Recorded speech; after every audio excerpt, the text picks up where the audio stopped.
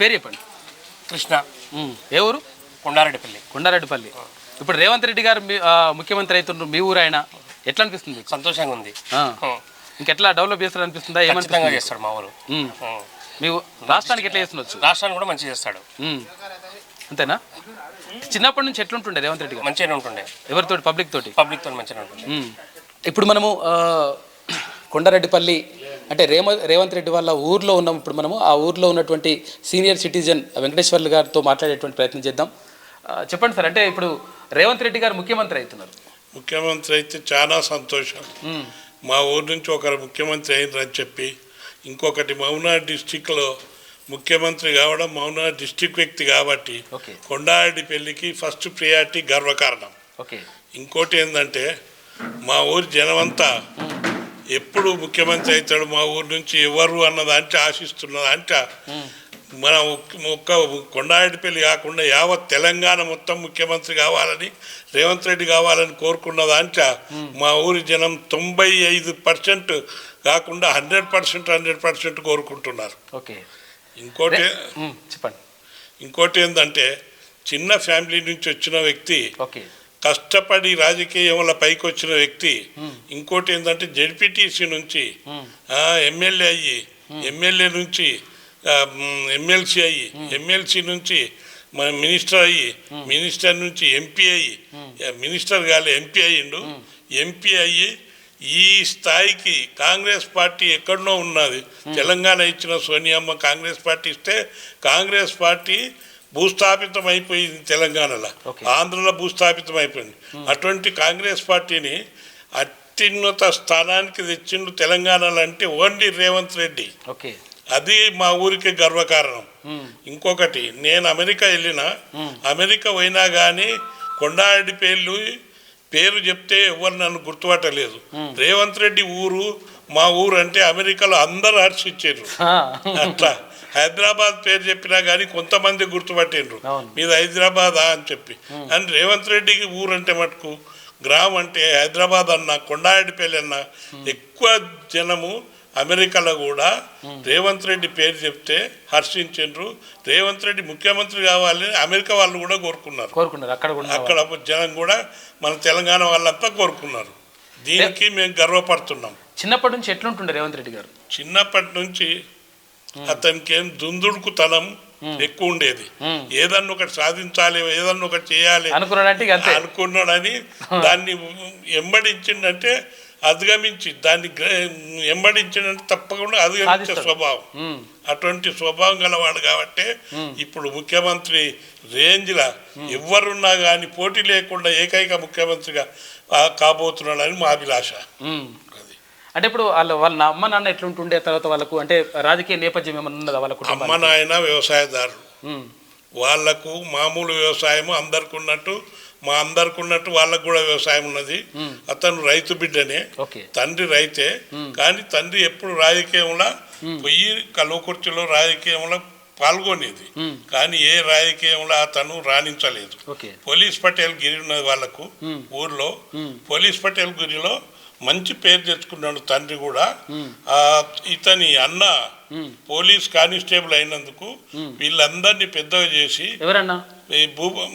రేవంత్ రెడ్డి గారి అన్న భూపతి రెడ్డి అని ఆయన తీసుకుపోయి వీళ్ళను చదివిపించి బాగు చేసి వాళ్ళ కుటుంబాన్ని మొత్తం పైకి తీసుకొచ్చిందంటే భూపతి రెడ్డి రికార్డు. ఎంతమంది అన్నదమ్ములు వాళ్ళు మొత్తం 7 మంది అన్నదమ్ములు, ఒక చెల్లెలు, ఒక ఆడవిల్ల. ఈయన ఎన్నో? ఈయన రేవంత్ రెడ్డి 4 ఆయన, 5 ఆయన కాడు, 4 ఆయన. ఈయన ఆడవిల్ల, వీళ్ళ అక్క. అట్లా రాజకీయంగా ఎట్లుంటాడు అంటే పబ్లిక్ తో ఎట్లుంటాడు ఆయన? పబ్లిక్ తోటి అందరితోటి అణిగిమణిగి ఉంటాడు. చిన్నాళ్ళు పెద్దోళ్ళు అనకుండా భేదాభిప్రాయం లేకుండా ఊళ్ళోకి వచ్చినా గాని అందరినీ పలకరించుకుంటూ, జాతి భేదం లేకుండా, ఎవరిని క్యాస్ట్ ఫీలింగ్ చూడకుండా ప్రతి ఒక్కరిని పలకరించుకుంటూ రమ్మని ఆహ్వానించుకుంటూ తాను ఎంతో మంచిగా ఏ పండుగ అయినా కానీ రాకున్నా కానీ దసరాకు కంపల్సరీ వచ్చి మా ఊళ్ళో ఉన్న ఆంజనేయ స్వామికి మొక్కుకొని జమ్మికి అందరితోటి నడిచి జమ్మికి వచ్చి అందరినీ ఆహ్వానించి అందరితో నవ్వుకుంట చేసి ప్రతి దసరాకు వచ్చేది. దసరా పండుగ అంటే కొండాడిపల్లి చేసుకునేది. అతను ఏ పదవులు ఉన్నా కానీ దసరా పండుగ కంపల్సరీ కొండాడిపల్లికి వచ్చిండు.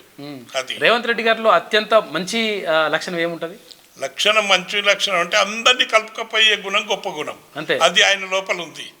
చిన్న పెద్ద తేడా తమ్యం లేదు, గర్వం లేదు, నేను అహంకారం లేదు, పైసా ఉంది నాకు రెడ్డిని అన్న ఫీలింగ్ లేదు. అది ఆయనకున్న అందరిని కలుపుకపోయే తత్వం.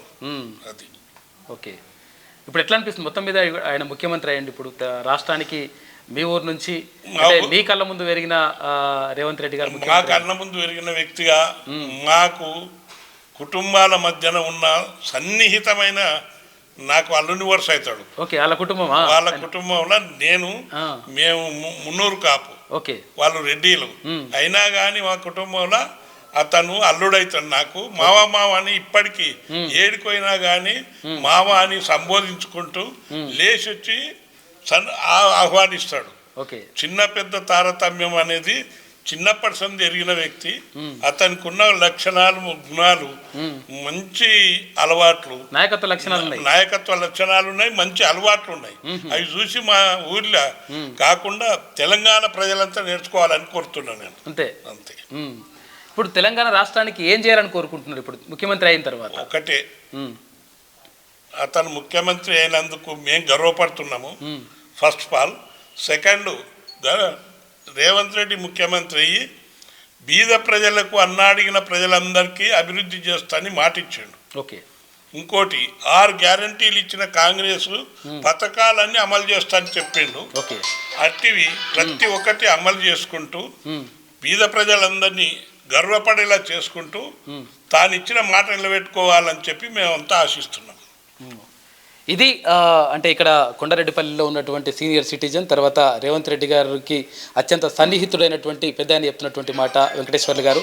అంటే ఏమంటున్నారంటే మా ఊరు నుంచి రేవంత్ రెడ్డి గారు ముఖ్యమంత్రి అయినందుకు చాలా గర్వంగా ఉంది. నిజంగా కూడా అంటే నేను అమెరికా పోయినప్పుడు కూడా అంటే మా ఊరి పేరు చెప్తే గుర్తుపట్టకపోతుండే, కాకపోతే రేవంత్ రెడ్డి వాళ్ళ ఊరు అంటే గుర్తుపడుతుండే. అంత గొప్ప పేరు వచ్చింది మా ఊరికి. కాబట్టి ఆయన ముఖ్యమంత్రి అయిన తర్వాత ఇంకా అంటే మంచి పనులు చేయాలి, తర్వాత ఈ 6 గ్యారెంటీలు తర్వాత ఇవన్నింటిని కూడా అమలు చేయాలని చెప్పేసి మనస్ఫూర్తిగా కోరుకుంటున్నాం. పేరు తెచ్చుకోవాలని చెప్పేసి కోరుకుంటా ఉన్నారు వెంకటేశ్వర్. మొదటి సంధి తీసేయాలనే ఉద్దేశంలో ప్రతి ఒక్కరికి ధరణి దిక్కు నుంచి అన్యాయం జరిగింది.